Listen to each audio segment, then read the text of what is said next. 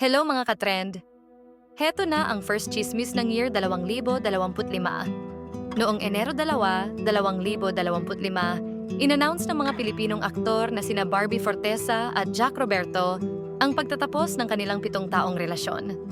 Bisitahin ang aming Facebook page para sa gustong magpagawa or umorder ng aming customized t-shirt. Huwag kakalimutan mag-like, share, and subscribe mga katrend. Sa pamamagitan ng Instagram, ibinahagi ni Barbie ang balita. Nagpapahayag ng pasasalamat sa kanilang pinagsamahan at tinawag ang paghihiwalay bilang isang beautiful goodbye.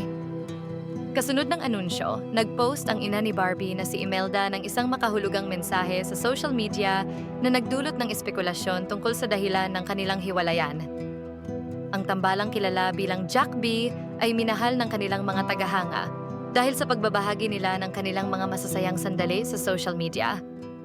Humiling ang parehong panig ng privacy at walang karagdagang detalye ang inilabas kaugnay sa dahilan ng kanilang paghihiwalay.